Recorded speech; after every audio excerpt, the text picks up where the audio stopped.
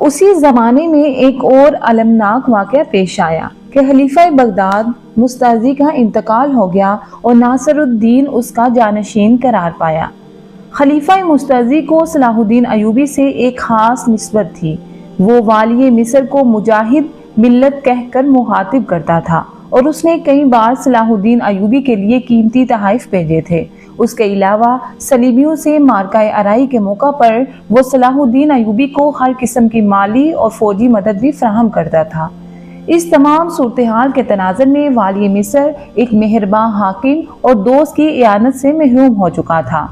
مزید یہ کہ صلاح الدین ایوبی نئے خلیفہ ناصر الدین کے کردار و مزاج سے بھی ناآشنا تھا، تاہم اس نے فوری طور پر اپنا قاصد بغداد بھیجا۔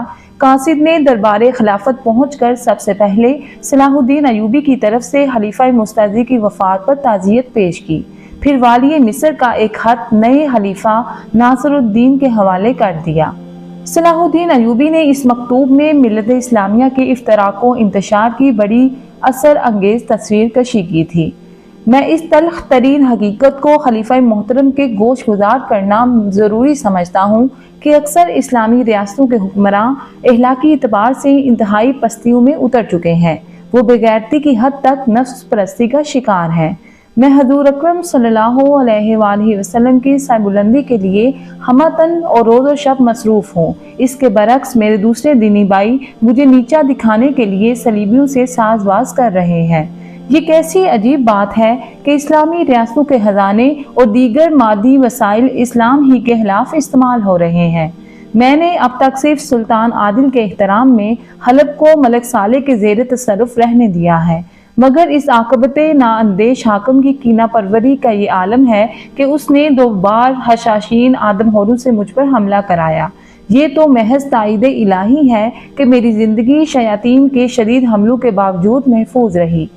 میری خلیفہ محترم سے التجا ہے کہ اپنا اثر ورسوخ استعمال کر کے ان بے عقل حاکموں کو سمجھائیں جو اپنی محکومی کے ساتھ اہل ایمان کی غلامی کا بھی انتظام کر رہے ہیں۔ خادم اسلام صلاح الدین ایوبی۔ عباسی خلیفہ ناصر الدین نے بہت ذوق و شوق کے ساتھ صلاح الدین ایوبی کا خط پڑھا، پھر والی مصر کو قیمتی تحائف بھیجے اور جواب میں ایک محبت امیز اور پرجوش خط تحریر کیا۔ میں اپنے بیشترو خلیفہ مستعصی مرحوم و مغفور کی طرح آپ کو مجاہد اسلام تصور کرتا ہوں اور آپ کے تمام اصلاحی اقدام کو ملت اسلامیہ کے حق میں مفید تر سمجھتا ہوں۔ میں اپنی سی کوشش ضرور کروں گا کہ تمام اسلامی ریاستوں کے حاکم اگر ایک پرچم کے نیچے جمع نہیں ہو سکتے تو کم از کم ایک دوسرے کو نقصان تو نہ پہنچائیں۔ رہا باطنیوں کا معاملہ تو وہ کسی بھی اعتبار سے قابل معافی نہیں۔ اگر آپ اس فتنے کو جڑ سے اکھاڑ پھینکیں تو یہ ملت اسلامیہ کی بڑی خدمت شمار ہوگی۔ حضرت عثمان غنی کی شہادت سے لے کر آج تک شیاطین کی یہ جماعت ایک دن کے لیے بھی چین سے نہیں بیٹھی ہے۔ بس اللہ ہی جانتا ہے کہ ان کی شر انگیزیوں نے مسلمانان عالم کو کیسے کیسے آزار پہنچائے۔ آپ بخوبی اس راز سے واقف ہیں کہ خلافت بغداد کس قدر محدود وسائل رکھتی ہے، پھر بھی میری تمام تر محبتیں آپ کے ساتھ ہیں۔ خلیفہ بغداد ناصر الدین کا مخلصانہ جواب پا کر صلاح الدین ایوبی کو ایک قسم کی توانائی حاصل ہوئی اور اس نے باطنیوں کے تمام گروہوں کا قلع کما کرنے کا فیصلہ کیا۔ پھر والی مصر اس ارادے سے شام کی طرف بڑھا اور اس نے ان بدعقیدہ لوگوں کی بستیاں اجاڑنی شروع کر دی۔ چونکہ صلاح الدین ایوبی کو باطنیوں کی کمی گاہوں کا صحیح پتہ نہیں تھا، اس لیے بہت سے حشیشان خفیہ راستوں سے فرار ہو کر اپنے امیر سنان کے پاس پہنچے، جو عرف عام میں شیخ الجبال کہلاتا تھا۔ اس موقع پر بہت سے بوڑھے، بچے اور عورتیں اس کے ہاتھ آئیں۔ والی مصر کے امراء نے اسے مشورہ دیا کہ ان تمام اسیروں کو قتل کرا کے ان کے گھروں کو آگ لگا دی جائے۔ صلاح الدین ایوبی فطرتاً ایک نرم دل انسان تھا جو انتہائی حالت مجبوری میں انسانی خون بہانے کے لیے اپنی شمشیر بے نیام کرتا تھا، ورنہ اکثر مواقع پر قتال و دجال سے گریزاں کرتا تھا۔ یہ اس کی صلہ رحمی تھی کہ مسلمان تو مسلمان، وہ عیسائیوں کو بھی معاف کر دیا کرتا تھا۔ باطنیوں کے سلسلے میں بھی وہ اپنی اس روش پر گامزن رہا۔ یہ ناتواں بوڑھے، کمزور عورتیں اور معصوم بچے میرا ہدف نہیں۔ میں ان سرکش باطنی جوانوں کی تلاش میں ہوں جو صبح و شام نئے فتنے اٹھاتے ہیں۔ آخر یہ انہی بدعقیدہ لوگوں کی اولادیں ہیں، انہیں معاف کر دینا ایسا ہی ہے جیسے ہم چھوٹے چھوٹے فتنوں کی پرورش کریں اور پھر یہ فتنے جوان ہو کر پوری طاقت کے ساتھ اسلام پر حملہ آور ہوں۔ ایک امیر نے صلاح الدین ایوبی کے فیصلے سے اختلاف کرتے ہوئے کہا، ہمارے جنگی قوانین بھی دوسرے قوموں کے اصولوں کے مختلف ہیں، ہم بوڑھوں، بچوں اور عورتوں پر ہاتھ نہیں اٹھا سکتے، اللہ ہمارا حامی و مددگار ہے۔ جب نواحی علاقے کے حشیشان فرار ہو کر شام پہنچے تو انہوں نے اپنے امیر شیخ الجبال سنان کو صلاح الدین ایوبی کے خوفناک عزائم کی خبر دی تو سنان گھبرا گیا۔ شیخ الجبال نے کبھی سوچا بھی نہیں تھا کہ کوئی مسلم حکمراں اس جرأت و بے باکی کے ساتھ حشیشان کو نیست و نابود کرنے کے ارادے سے اس کے مضبوط ترین مرکز کی طرف رخ کرے گا۔ اب تک تو یہی ہوتا آیا تھا کہ سنان پہاڑوں کے خفیہ غاروں میں بیٹھ کر اسلامی ریاستوں کے معاملات میں دخل اندازی کرتا تھا اور اپنے آدم خوروں کے ذریعے مطلوبہ آدمی کو قتل کرا دیا کرتا تھا، مگر صلاح الدین ایوبی کے معاملے میں اسے 2 بار شدید ناکامی کا منہ دیکھنا پڑا۔ ایک حشیشہ کے خنجر سے زخمی ہونے اور پورے جسم میں زہر سرایت کر جانے کے باوجود صلاح الدین ایوبی کا زندہ بچ جانا یقیناً کسی معجزے سے کم نہیں تھا۔ جب والی مصر کے صحت یاب ہونے کی خبر شیخ الجبال سنان کو پہنچی تھی تو کچھ دیر کے لیے فرط حیرت سے اسے سکتہ سا ہو گیا تھا، اور اب وہی صلاح الدین ایوبی برق رفتاری کے ساتھ اس کے مرکز کی طرف بڑھ رہا تھا۔ یہ خبر سن کر شیخ الجبال نے اپنے معتمد خاص مشیروں سے مشورے شروع کر دیے کہ اس سنگین صورتحال میں اسے کیا کرنا چاہیے۔ سنان کے معتمد مشیروں میں ایک شخص حریق بھی تھا جو اپنے وقت کا ایک بڑا کاہن اور نجومی تھا۔ اس نے پریشان لہجے میں سنان کو مخاطب کرتے ہوئے کہا، شیخ الجبال، جہاں تک میرا علم بتاتا ہے یہ صلاح الدین ایوبی پر ہمارا کوئی وار کارگر نہیں ہوگا، بلکہ یہ شخص آگے چل کر ہمارے لیے ایک عذاب بن جائے گا۔ سیلاب آنے سے پہلے کوئی ایسا بند باندھ لیں کہ والی مصر کی فوجیں ادھر کا رخ نہ کریں۔ اگر وہ ہمارے مرکز تک پہنچ گیا تو پھر ہم دربدر ہو جائیں گے، اور ہو سکتا ہے کہ اس طرح اس علاقے میں ہماری تحریک بھی ہمیشہ کے لیے ختم ہو جائے۔ حریق کی باتوں نے شیخ الجبال سنان کو انتہائی وحشت میں مبتلا کر دیا تھا۔ آخر طویل غور و فکر کے بعد شیخ الجبال سنان صلاح الدین ایوبی کے حقیقی ماموں شہاب الدین محمود بن تکش کے پاس پہنچا اور اسے تمام صورتحال سے باخبر کرتے ہوئے التجا کے لہجے میں بولا، تم اپنے بانجے صلاح الدین کو روکو، وہ ہماری ہلاکت و بربادی کے در پہ ہے۔ شیخ الجبال کی بات سن کر شہاب الدین محمود بن تکش سوچ میں پڑ گیا کہ وہ صلاح الدین ایوبی سے باطنیوں کی جان بخشی کے لیے سفارش کرے یا نہ کرے۔ شہاب الدین کو ذہنی کشمکش کا شکار پا کر شیخ الجبال نے ایک اور شیطانی چال چلی۔ اس نے 50,000 دیناروں سے بری ہوئی تھیلیاں صلاح الدین ایوبی کے ماموں شہاب الدین کے قدموں میں رکھ دیں اور انتہائی عاجزانہ لہجے میں بولا، اگر تم اپنے بانجے کو اس کے خونی ارادوں سے باز رکھنے میں کامیاب ہو گئے تو میں اس سے کہیں زیادہ رقم تمہاری نظر کروں گا، بلکہ موقع بموقع تمہیں ایسے ہی قیمتی تحائف موصول ہوتے رہیں گے۔ صلاح الدین ایوبی کا ماموں شہاب الدین فطرتاً لالچی انسان نہیں تھا، مگر عام انسانوں کی طرح عیش و آسائش کی زندگی گزارنا چاہتا تھا۔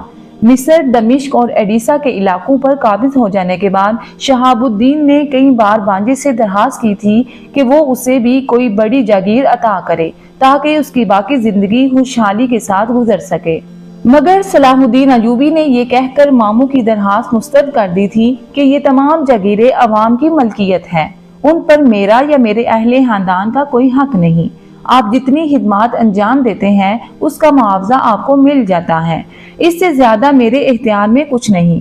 شہاب الدین محمود بن تکش صلاح الدین کی طرف سے مایوس ہو چکا تھا، اس لیے اس نے حشیشان کے امام شیخ الجبال کی طرف سے پیش کی جانے والی باری رشوت قبول کر لی اور تیز رفتاری کے ساتھ صلاح الدین ایوبی سے ملنے کے لیے روانہ ہو گیا۔ جب شہاب الدین محمود بن تکش اپنے بانجے سے ملنے روانہ ہوا تو اس وقت صلاح الدین ایوبی دمشق میں مقیم تھا اور شام کے حشیشان پر فیصلہ کن حملہ کرنے کی منصوبہ بندی کر رہا تھا۔ پھر ماموں اور بانجے کی تنہائی میں ملاقات ہوئی۔ بیٹے، تم اس وقت 2 طرفہ جنگ میں مصروف ہو، شہاب الدین محمود بن تکش نے گفتگو کا آغاز کرتے ہوئے کہا۔ ایک طرف خاندان زنگی کے 2 طاقتور افراد سیف الدین اور سلطان ملک صالح ہیں اور دوسری طرف پوری صلیبی دنیا ہے۔ میں اپنے علم اور طویل جنگی تجربے کی بنیاد پر پورے یقین کے ساتھ کہہ سکتا ہوں کہ موجودہ صورتحال کے تناظر میں ایک تیسری طاقت سے الجھنا انتہائی غیر دانشمندی ہے۔ صلاح الدین ایوبی پوری توجہ اور انہماک سے اپنے حقیقی ماموں کی گفتگو سن رہا تھا، مگر تیسری طاقت کے ذکر پر وہ چونک اٹھا۔ تیسری طاقت سے آپ کی کیا مراد ہے؟ صلاح الدین ایوبی انتہائی مؤدبانہ لہجے میں ماموں سے مخاطب ہوا۔ میری مراد حشیشان شام ہے۔ شہاب الدین محمود بن تکش نے بہت احتیاط کے ساتھ گفتگو شروع کی۔ ان کا مذہبی نظریہ ہمارے عقیدے سے کچھ مختلف صحیح، مگر وہ ہیں تو مسلمان، پھر تم ان سے دشمنی کیوں مول لیتے ہو؟ سیاست تو اسی کا نام ہے کہ وقت ضرورت دشمن کو بھی دوست بنا لیا جائے۔ اگرچہ صلاح الدین ایوبی اپنے ماموں کا بہت احترام کرتا تھا، مگر اس وقت شہاب الدین محمود بن تکش کی گفتگو سن کر اس کے چہرے پر ناگواری کا رنگ ابھر آیا۔ تاہم اس نے شائستگی اور احترام کا دامن ہاتھ سے نہیں چھوڑا۔ مجھے اس بات سے شدید دکھ پہنچا ہے کہ آپ ان گمراہوں کو مسلمان سمجھتے ہیں۔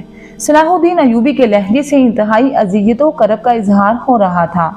اگر یہ مسلمان نہیں تو پھر کون ہے؟ شہاب الدین نے تیز لہجے میں پوچھا۔ ماموں کا انداز گفتگو دیکھ کر صلاح الدین ایوبی کو ایک بار پھر تعجب ہوا۔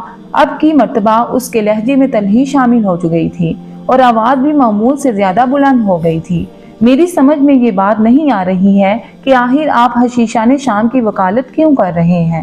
اس لیے ان کے امیر شیخ الجبال نے مجھ سے اس بات کی شکایت کی ہے کہ تم اس کے ہم عقیدہ لوگوں پر بے جا مظالم ڈال رہے ہو، یہاں تک کہ تم نے ان کی چھوٹی چھوٹی بستیاں اجاڑنی شروع کر دی ہیں۔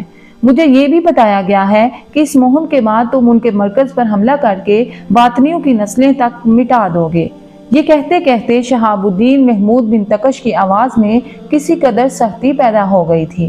قدرت نے صلاح الدین ایوبی کو شجاعت و استقامت کے ساتھ ذہانت و فراست بھی بخشی تھی۔ وہ ایک لمحے میں سمجھ گیا کہ شہاب الدین کی اس گفتگو کے پس پردہ کون سے محرکات شامل ہیں۔ شیخ الجبال نے آپ کو یہ نہیں بتایا کہ اس نے والی موصل سیف الدین اور والی حلب سلطان ملک صالح سے ایک بہت بڑی رقم لے کر مجھے صفحہ ہستی سے مٹانے کی قسم کھائی ہے، اور اس سلسلے میں وہ 2 مرتبہ اپنی سی بھرپور کوشش بھی کر چکا ہے۔ اگر حق تعالیٰ کی ذات پاک میری حامی و ناصر نہ ہوتی تو میں اس وقت آپ سے گفتگو کرنے کی بجائے زیر حق سو رہا ہوتا۔ یہ کہتے کہتے صلاح الدین ایوبی کے لہجے سے بہت زیادہ تلخی جھلکنے لگی تھی۔ شہاب الدین محمود بن تکش نے اندازہ کر لیا تھا کہ اس کا بانجا مذہبی معاملات میں بہت زیادہ جذباتی اور حساس ہے، اس لیے اس نے صلاح الدین ایوبی کو نرم کرنے کے لیے نیا طریقہ اختیار کیا۔ شیخ الجبال سنان اپنی اس اضطراری حرکت پر بہت زیادہ نادم ہے۔ اس نے مجھ سے وعدہ کیا ہے کہ وہ آئندہ تمہیں اپنا بہترین دوست تصور کرے گا، بلکہ یوں کہو کہ اس نے مجھے ثالث بنا کر بھیجا ہے تاکہ میں شیخ الجبال اور تمہارے درمیان دوستی کا رشتہ قائم کرا سکوں۔ شیخ الجبال جیسے شیطان کی بیجا حمایت اور وکالت پر صلاح الدین ایوبی کا خون کھول اٹھا تھا، مگر اس نے اتنے قریبی رشتے کی پاسداری کے لیے انتہائی ضبط و تحمل سے کام لیا۔ میرے آقا صلی اللہ علیہ وآلہ وسلم کی حدیث پاک ہے کہ مومن ایک سوراخ سے 2 بار نہیں ڈسا جاتا، مگر میں تو 2 بار ڈسا جا چکا اور اب تیسری بار کی تیاری ہے۔ اگرچہ صلاح الدین ایوبی کی آواز دھیمی تھی، لیکن اس کے لہجے میں شدید طنز پوشیدہ تھا۔ شہاب الدین محمود بن تکش نے ایک بار پھر اپنے بانجے کو یہ یقین دلانے کی کوشش کی کہ آئندہ شیخ الجبال اور اس کی جماعت تمہارے معاملے میں انتہائی دوستانہ روش اختیار کریں گے۔ ابھی شہاب الدین کی بات مکمل ہونے بھی نہیں پائی تھی کہ صلاح الدین ایوبی درمیان میں بول اٹھا۔ اب اس کی قوت برداشت جواب دے چکی تھی۔ اس نے با آواز بلند کہا، مجھے حق تعالیٰ کی مدد کے سوا کسی کی دوستی درکار نہیں۔ یہ میرا اور شیخ الجبال کا معاملہ ہے، براہ کرم آپ درمیان سے ہٹ جائیں۔ صلاح الدین ایوبی، میں خوب جانتا ہوں کہ تم نے اپنے بہت سے دشمنوں کو معاف کیا ہے۔ اگر سنان کو بھی معاف کر دو گے تو یہ تمہاری اعلیٰ ظرفی کا ایک اور عظیم الشان مظاہرہ ہوگا۔ دوسرے یہ کہ میری بات بھی رہ جائے گی۔ شہاب الدین محمود بن تکش صلاح الدین ایوبی کے غصے کو کم کرنے اور اس سنگین مرحلے کو ٹالنے کی ہر ممکن کوشش کر رہا تھا، اور اس کی بنیادی وجہ یہ تھی کہ شہاب الدین شیخ الجبال سنان سے بہت باری رقم لے چکا تھا۔ अपने हकीकी मामू का ये अंदाज देखकर सलाहुद्दीन अयूबी का लहजा भी बहुत ज्यादा नर्म हो गया। अगर शेखुल जबाल और मेरे दरमियान जाती दुश्मनी होती तो मैं उसे कभी का माफ कर चुका होता, मगर वो मुनाफिक और रयाकार अपनी बदअकीदगी के सबब मिल्लत इस्लामिया का दुश्मन है, और मेरे नजदीक ऐसे शख्स को माफ करना ऐसा ही है जैसे माअज़ल्लाह मैं अपने मजहब से बरगज़श्ता हो जाऊं। शेखुल जबाल हर हाल में वाजिबुल कत्ल है। शहाबुद्दीन महमूद बिन तकश ने हशीशान के इमाम सनान को बचाने की आखिरी कोशिश की। चलो मैं तस्लीम किए लेता हूँ कि शेखुल जबाल बराह रास्त पर नहीं, लेकिन अगर मैं सिफारिश करूँ कि तुम सनान के खिलाफ जारहाना कार्रवाई बंद कर दो और उसे उसके हाल पर छोड़ दो, तो मैं मजहबी मामलात में अपने मरहूम वालिदैन का भी गलत हुक्म मानने से इनकार कर देता। आप तो फिर सानवी हैसियत रखते हैं। ये कहता हुआ सलाहुद्दीन अयूबी उठ खड़ा हुआ। उसका लहजा सख्त था और चेहरे से शदीद नागवारी झलक रही थी। सलाहुद्दीन अयूबी का जवाब सुनकर शहाबुद्दीन महमूद बिन तकश भी गुस्से में आ गया और उसने अपने हकीकी बांजे को इंतहाई सख्त लहजे में मुहातिब करते हुए कहा, तुम्हें इक़्तिदार ने मगरूर और सरकश बना दिया है, यहाँ तक कि तुम बुजुर्गों का एहतराम भी भूल गए हो। सलाहुद्दीन अयूबी जाते जाते पलटा और बहुत मुअद्दबाना लहजे में बोला, मैं बुजुर्गों का एहतराम नहीं भूला, मगर आपके दिल से यकीनन खौफे इलाही रुखसत हो गया है, वरना एक दुश्मन इस्लाम की हमायत में इतने सरगर्म ना होते। हक ताला मेरी बदगुमानी को माफ करे, मुझे यूं महसूस होता है जैसे आपने आखिरत के बदले दुनिया खरीद ली है, वो दुनिया जो नहायत बेवफा और सख्त बेइतबार है। ये कहकर सलाहुद्दीन अयूबी कमरे से निकल गया। बांजे की तरफ से साफ इनकार सुनकर शहाबुद्दीन महमूद बिन तकश सख्त पेचोताप में मुब्तला था। बार बार एक ही बात सोच रहा था कि नाकामी की सूरत में शेखुल जबाल सनान की तरफ से दी हुई रिश्वत वापस करनी पड़ेगी, और वो इतनी बड़ी रकम लौटाना नहीं चाहता था। अपने मामू शहाबुद्दीन महमूद बिन तकश से गुफ्तगू के बाद सलाहुद्दीन अयूबी ने सूरत हाल का सही अंदाजा कर लिया था, इसलिए वो शेखुल जबाल और उसके आदमखोर हशीशान को संभलने का मौका देना नहीं चाहता था। वालिय मिस्र 5000 मुंतहिब सिपाहियों को लेकर शाम के पहाड़ी इलाके की तरफ बढ़ा, जहां बातनियों का मजबूत मरकज था। सलाहुद्दीन अयूबी के साथ वो शहसवार थे जो गोरीला जंग के माहिर होने के साथ साथ पहाड़ी इलाकों में भी माहिर थे। शेखुल जबाल सनान अपनी जमीन दोस्त पनागाह में मसरूर व मुतमईन बैठा था। उसे यकीन था कि शहाबुद्दीन महमूद बिन तकश को इतनी बड़ी रिश्वत देने के बाद वो और उसकी जमात सलाहुद्दीन अयूबी की योरशों से हमेशा के लिए महफूज हो जाएंगे। पहाड़ों के दरमियान ये जमीन दोस्त पनागाह दरअसल शेखुल जबाल की वो जमीनी जन्नत थी जो उसने अपने इमाम हसन बिन सबा की तकलीद में कायम की थी। पहाड़ी चट्टानों को काट कर एक बड़ा हमवार मैदान बनाया गया था। फिर इस पथरीले मैदान में जरहेज इलाकों से लाकर मिट्टी डाल दी गई थी और इस तरह एक इंतहाई दिलकश सब्जादार बनाया गया था। हसन बिन सना की जन्नत की तरह शेखुल जबाल की जन्नत अर्जी में भी दूध और शहद की नहरें बहती थीं और हर तरफ खूबसूरत औरतों की टोलियां महवे हराम रहती थीं। ये वो हूरें थीं जो रक्सो सरूर के जरिए शेखुल जबाल और उसके मुतमदे हास का दिल बहलाया करती थीं। अभी शेखुल जबाल अपनी जन्नत के निजारों में गुम था कि सलाहुद्दीन अयूबी का बर्क रफ्तार लश्कर शाम की हदूद में दाखिल हो गया। इस इलाके में ईसाइयों की भी बहुत बड़ी तादाद मौजूद थी। हशीशान और सलीबियों के दरमियान कई साल पहले एक मुआहिदा तय पा चुका था कि इस मुआहिदे की रूह से बातनी आदमखोर और शाम के मुकामी ईसाई एक दूसरे के हलीफ थे।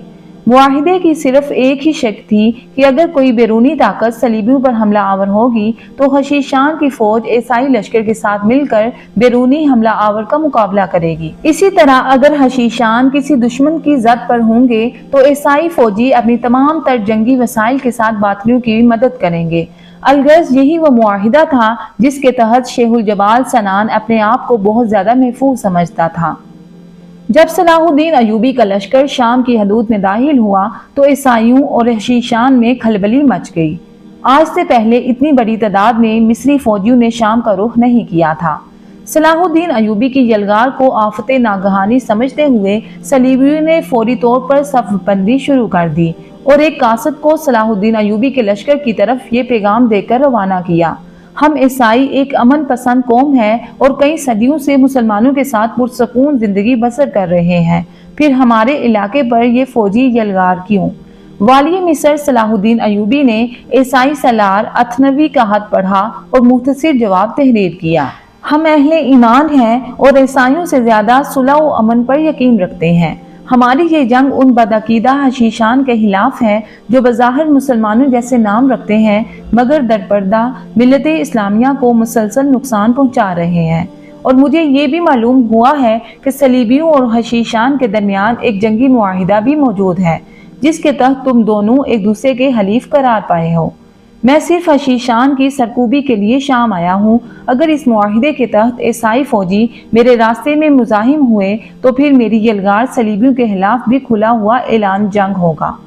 میں تم پر واضح کیے دیتا ہوں کہ یہ جنگ مختصر اور محدود نہیں ہوگی، ہاں اس کا نتیجہ میری ہلاکت و بربادی کی صورت میں ظاہر ہو، مگر میں اپنے آپ سے عہد کر چکا ہوں کہ جب تک میرا ایک سپاہی بھی زندہ رہے گا اس وقت تک یہ جنگ جاری رہے گی۔ عیسائی سالار اتھنوی نے صلیبیوں کے خلاف صلاح الدین ایوبی کی کئی مارکہ آرائیوں کے قصے سنے تھے، مگر اپنے اس ہاتھ میں والی مصر قہر مجسم نظر آ رہا تھا۔ صلاح الدین ایوبی کی تحریر پڑھ کر سالار اتھنوی بری طرح خوفزدہ ہو گیا۔ اس نے فوری طور پر اپنے قاصد کو دوسرا خط دے کر والی مصر کے پاس بھیجا جس میں صاف صاف تحریر تھا: میں حاکم مصر کو یقین دلاتا ہوں کہ حشیشان اور عیسائیوں کے درمیان ایسا کوئی جنگی معاہدہ موجود نہیں ہے۔ آپ تک پہنچنے والی اطلاعات محض افواہوں پر مبنی ہیں۔ اگر آپ مجھے تحریری طور پر یقین دلا دیں کہ اس جنگ میں کسی عیسائی کو کوئی غضب نہیں پہنچے گی تو صلیبی لشکر بھی کسی قسم کی مزاحمت نہیں کرے گا۔ صلاح الدین ایوبی یہی چاہتا تھا۔ اس نے بلا تاخیر یہ تحریر لکھ کر عیسائی قاصد کے حوالے کر دی: اگر اس فوجی مہم میں شام کے عیسائیوں نے مداخلت نہیں کی تو لشکر اسلام ان کے جان و مال اور عزت و آبرو کا محافظ ہے، اور اگر ماضی کی طرح عہد شکنی سے کام لیا گیا تو ہماری شمشیریں آزاد ہیں، جس کے ساتھ جیسا چاہیں سلوک کریں۔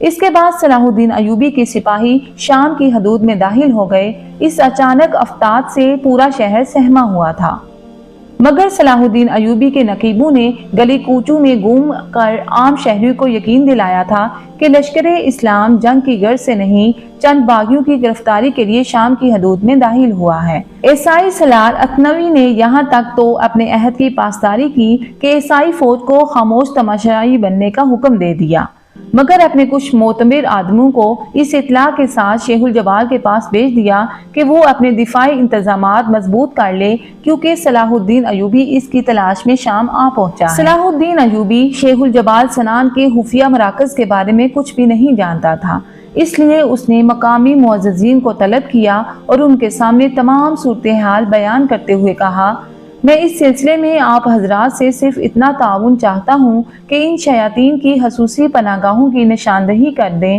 تاکہ ایک ہی کوشش میں ان فتنہ گروں کا خاتمہ کیا جا سکے۔ صلاح الدین ایوبی کی بات سن کر اس وقت موجود تمام معززین شام گہری سوچ میں ڈوب گئے۔ ان کی یہ کیفیت دیکھ کر والی مصر نے یہی سمجھا کہ یہ مقامی لوگ شیخ الجبال سے خوفزدہ ہیں، اس لیے اس کے بارے میں کچھ بتانے سے گریزاں ہیں۔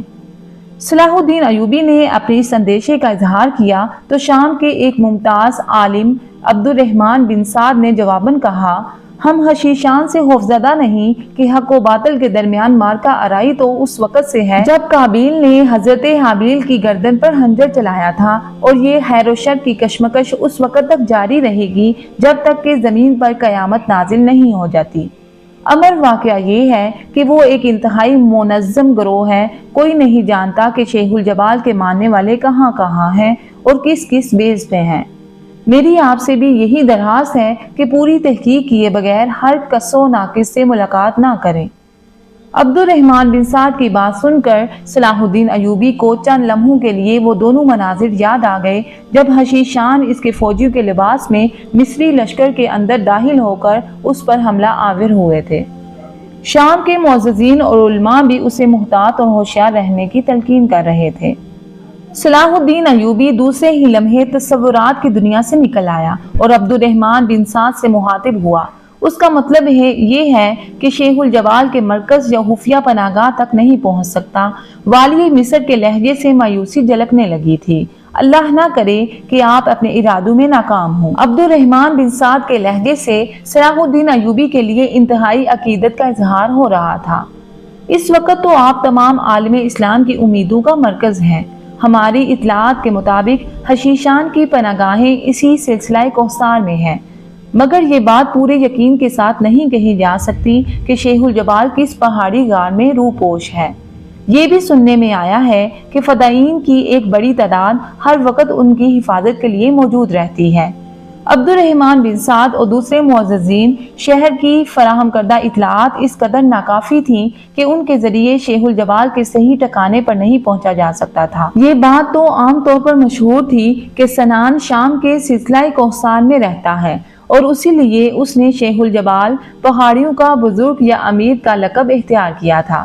جب معززین شہر اور علماء کا وفد صلاح الدین ایوبی سے ملاقات کر کے واپس جانے لگا تو عبد الرحمن بن سعد نے والی مصر سے ایک اور درخواست کرتے ہوئے کہا، تمام اہل ایمان کی دلی خواہش ہے کہ ہمیشہ کے لیے اس فتنے کو ختم کر دیا جائے، مگر اس کے ساتھ ہی میری یہ گزارش بھی ہے کہ آپ جب بھی اس کام کا آغاز کریں تو اسے تکمیل تک پہنچا کر ہی دم لیں۔